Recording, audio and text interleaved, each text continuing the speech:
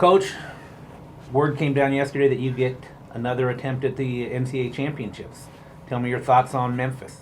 Well, it's a great opportunity for our group to, again, play in this tournament. You know, we're very grateful for the opportunity, and we've earned that spot again. And now we got a tough draw. I mean, Memphis is a good team. You're not 17-2, I believe, and one tie if you're not a very good team. So they have a unique style. They got to travel a long way. It's going to be a little colder here. You know, their style's different than most.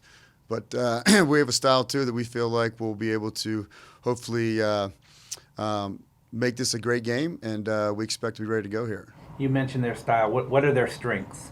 Very attack-oriented, sort of like us. I mean, they'll be a sweeper-stopper type team, and they're direct, they're hard, they're physical. So it's nothing we have not seen before in our conference. We've seen one or two opponents like that before in our non-conference as well. So, again, a unique style, but a fun style to play against. You mentioned the conference a little bit.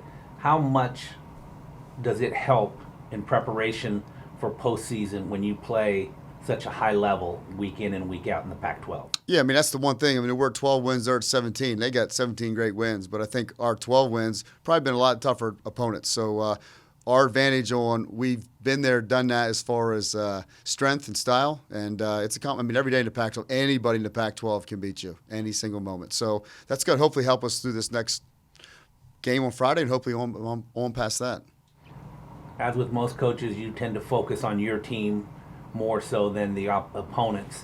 What have you seen from your team in the last third of the season that you like as you prepare for a win or go home? Yeah. Well, I mean, though we didn't score in the Husky game, we had our opportunities. You score 8 goals the weekend before. Our offense has been hot all season. Sometimes it's been the back of net, sometimes it's not. But the bottom line is we've been in front of the goal a lot this year in this conference and non-conference. So if the ball starts to fly in the net, it's a good thing to happen. We are in great position. We're healthy. We're hungry. We're at home. So we're definitely excited to get them up here. Talk about the home crowd at Lower Soccer Field and how they've supported you all season. Well, a great crowd. I mean, you know, this is a soccer community in a sense. I mean, we are the show in town other than the Sounders. I mean, we are the it factor here, I feel like, in this state. And these families and friends and community come out and support us all the time. And it'll be a packed house on Friday for sure. Third straight appearance in the NCAA championships, 8th in the last 9 years. How much of an advantage is it that your kids know what to expect, you know, when they get into this stage of the season? Well, we look at it a couple of ways. One, we never take it for granted to get here because it is tough to get in this conference. We always tell my team that winning is hard. So we've accomplished that first feat. Now when we get in here, we got to be thankful we're here. We got to do something with it. So the table's set. We have been through a lot as far as the teams we played against, as I mentioned earlier. So I know we're ready. Mentally, we're strong. Physically, we're ready. And, you know, we just can't take anything for granted because winning is hard, and we got a great opponent coming here.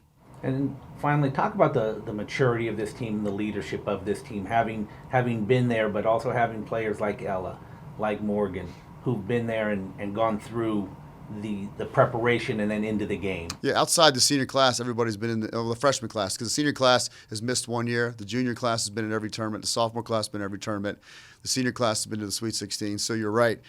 Getting there is one accomplishment. Now advancing is something different. And we've been there. We've done that. We're good enough to be here. We're good enough to advance. So that obviously helps a lot.